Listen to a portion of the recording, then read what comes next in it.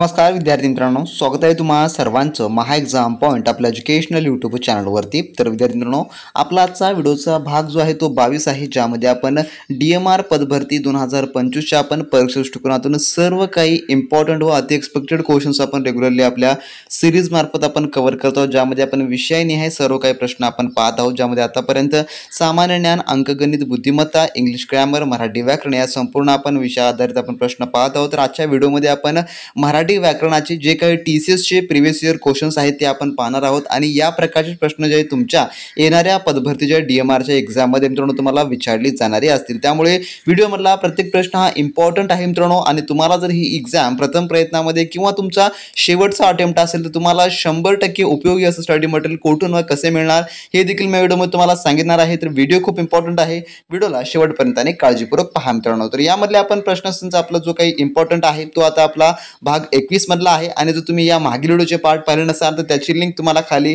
Description बॉक्समध्ये मिळेल, तुम्ही तिथून ते देखील मागील व्हिडिओचे पार्ट पाहून घ्या। चला मित्रांनो, सुरू करू आपल्याच्या भागमधील काही महत्त्वपूर्ण प्रश्न। तर यामधला आपला प्रश्न क्रमांक 1 असा आहे, जो की प्रश्न पहिला।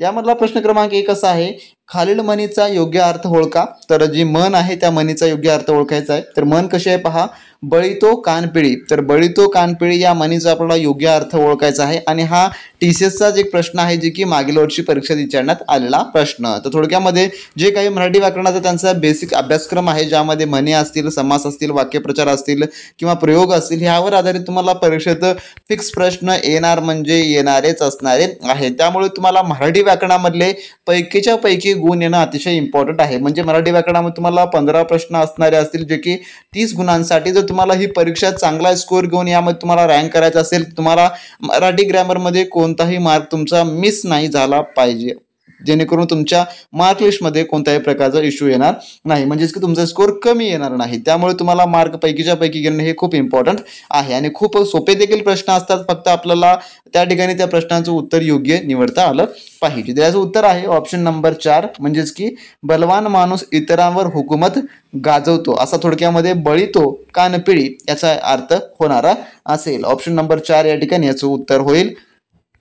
त्यानंतरचा प्रश्न आपला 2, जे की पांगिरा। तर पांगिरा ही कादंबरी कोणी लिहिली? तर याचं जे उत्तर आहे ते आहे ऑप्शन नंबर 4, जे की विश्वास पाटील यांनी जे आहे पांगिरा ही कादंबरी थोडक्यामध्ये लिहिलेली आहे। तर परीक्षेमध्ये तुम्हाला जे काही लेखक आणि त्यांचे जे काही पुस्तके आहेत, प्रसिद्ध पुस्तकी, जे जसं की या मागील वर्षी, त्या मागील वर्षी, त्या मागच्या मागील वर्षी जे काही 2-3 वर्षामध्ये पब्लिश झालेली पुस्तके आहेत, त्या पुस्तकांचे तुम्ही लेखक आणि जेवढे काही इम्पॉर्टंट पुस्तके आहेत, जे की हिस्टॉरिकल गोष्टीने मायने राखतात, ते तुम्हाला प्रश्न माहिती असणं इम्पॉर्टंट आहे। ते तुम्हाला जे काही त्यांची नावे वगैरे आहे ते तुम्हाला माहिती असणं इम्पॉर्टंट आहे, कारण का परीक्षेमध्ये तुम्हाला या प्रकारचा जो की प्रश्न येऊ शकतो। आता पांगिरा ही कादंबरी जे की बहुतांश विद्यार्थ्यांना माहिती आहे, परंतु त्यांना ही माहिती नाही की जी की विश्वास पाटील यांची रचित आहे। तर ऑप्शन नंबर 4 या ठिकाणी याचं उत्तर होणार असेल। थोडक्यात क्वेश्चनचा डिफिकल्टी लेवल तुम्ही समजून घ्या या प्रश्नांमधून की नेमकं कशा प्रकारे प्रश्न TCS हे विचारत असतं।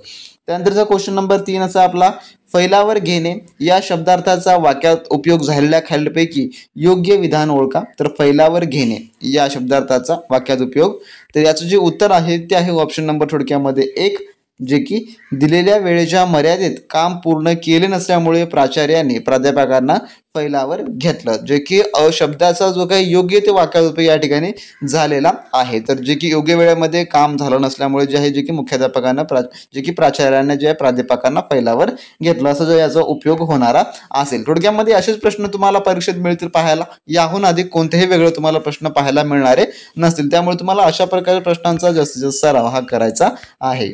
त्यानंतरचा 4था प्रश्न पुढील आपला असा आहे, फुल ना फुलाची पाकळी देणे या शब्दार्थाचा वाक्यात उपयोग झालेल्या खालीलपैकी योग्य विधान ओळखा। तर फुल ना फुलाची पाकळी देणे, तर याचं जे उत्तर आहे ते आहे ऑप्शन नंबर 3, जे की कृष्णमेधीस जाण्यास सुद्धा आपण पोहोचलो नसून देखील देऊन फुल ना फुलाची पाकळी दिली, म्हणजेच की एखादी गोष्ट, तर याचा साधारण अर्थ सांगायचा झाला तर एखादी गोष्ट आपल्याला अपेक्षापेक्षाही कमी मिळणं, अपेक्षापेक्षाही कमी मिळणं, त्याला जे आहे फुल ना फुलाची पाकळी देणे याचा थोडक्यामध्ये उपयोग होतो. जसं की तुम्हाला एखाद्याची अपेक्षा आहे, जसं की क्रिकेटमध्ये समजा उदाहरणार्थ मी उदाहरण देत आहे की तुम्हाला क्रिकेट खेळायचं आहे. क्रिकेटमधलं तुम्हाला संपूर्ण काय T20 मॅच आहे, त्यामध्ये पैकी 20 पैकी 20 तुम्हाला ओव्हर्स खेळायचे आहेत, परंतु त्यापैकी तुम्हाला फक्त एकच ओव्हर खेळायला मिळाली, म्हणजे फक्त 6 बॉल.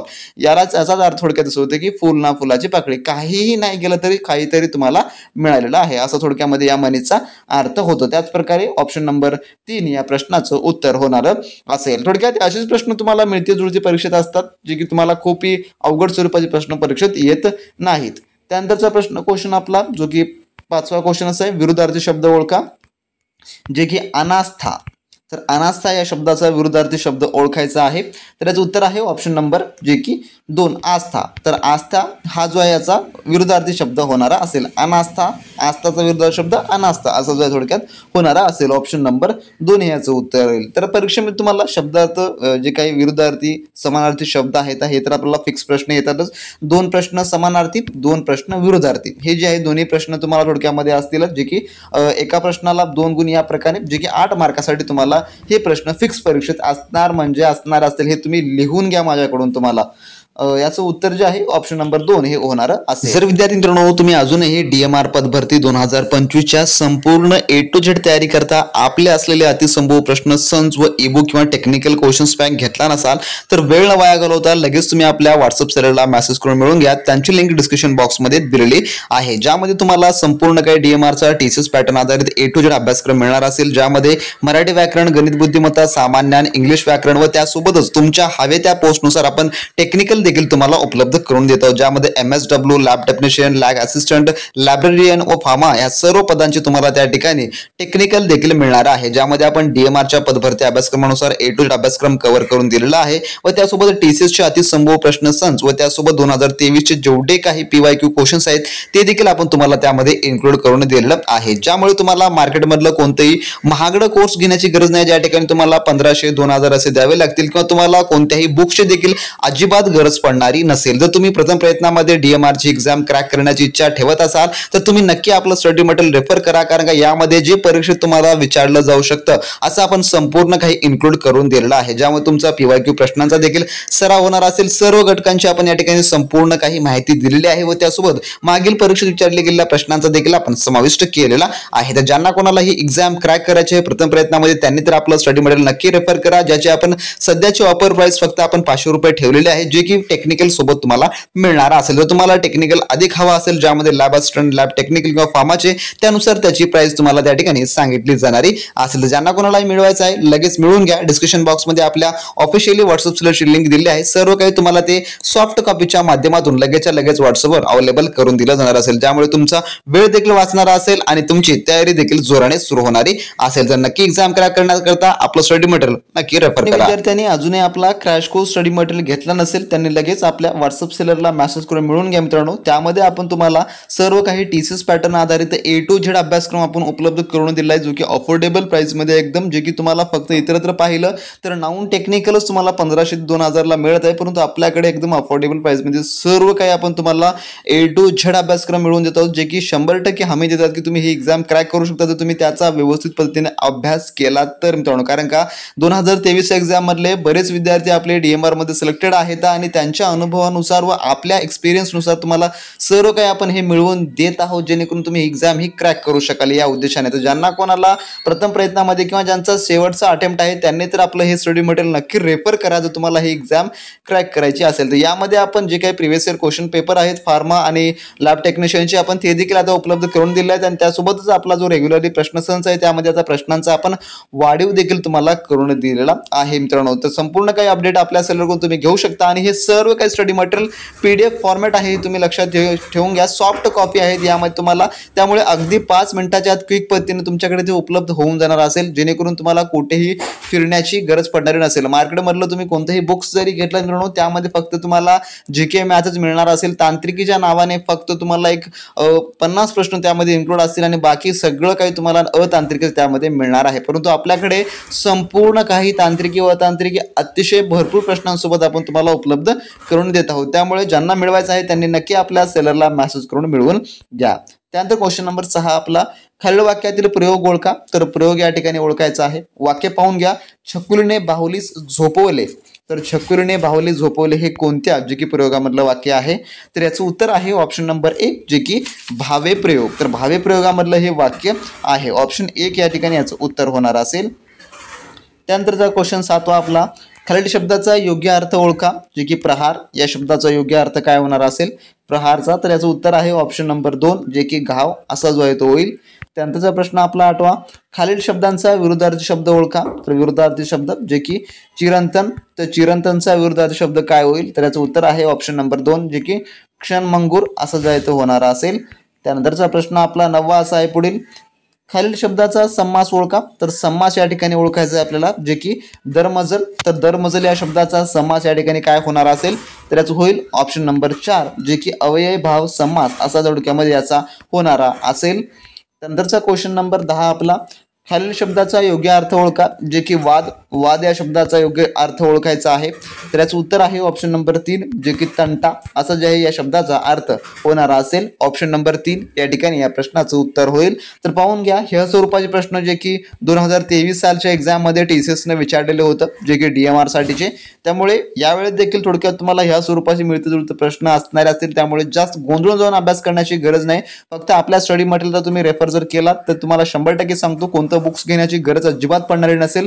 यामध्ये आपण संपूर्ण काही तुम्हाला हा मराठी व्याकरण, English grammar, GK GS, math, reasoning त्यासोबत तांत्रिके देखील तुमच्या हवे त्या पोस्टनुसार आपण उपलब्ध करून दिलं आहे. आपल्याकडे प्रत्येक पोस्ट तांत्रिक उपलब्ध आहे. अशी कोणती पोस्ट नाही जी आपल्याकडे उपलब्ध नाही अशी. त्यानंतरचा क्वेश्चन नंबर 11 असा आपला, खालील उद्गारवाचक वाक्याचं विधानार्थी वाक्यात रूपांतर केलेले योग्य विधान ओळखा. तर वाक्य काय पाहून घेऊ, किती सुंदर आहे तिचे अक्षर याचं जे थोडक्यामध्ये विधानार्थी वाक्यात रूपांतर केलेले योग्य विधान ओळखायचं आहे. तर याचं उत्तर आहे ऑप्शन नंबर 3 जे की तिचे अक्षर खूपच सुंदर आहे असं जे थोडक्यामध्ये याचं रूपांतर होणारं असेल. ऑप्शन नंबर 3 हे उत्तर होईल. त्यानंतरचा क्वेश्चन नंबर 12 आपला, खालील वाक्याचा प्रकार ओळखा. काय वाक्याचा प्रकार कोणता असेल, व्यायाम केला तर शरीर घटदार होईल. तर याचं उत्तर आहे ऑप्शन नंबर 1 जे की संकेतार्थी वाक्य आहे. व्यायाम जर केला तर शरीर घटदार होईल हा संकेत आहे एक, व्यायाम केल्याने शरीर घट होते. त्यामुळे ऑप्शन नंबर 1 या ठिकाणी या प्रश्नाचं उत्तर होणार असेल. त्यानंतरचा क्वेश्चन नंबर 13वा, खालील शब्दाचा अर्थ सांगा. तर शब्द पाहून घ्या, या ठिकाणी गर्द शब्द आहे. तर गर्द या शब्दाचा अर्थ सांगायचा आहे. तर याचं उत्तर आहे ऑप्शन नंबर 1 जे की दाट असा जो आहे तो होणार असेल.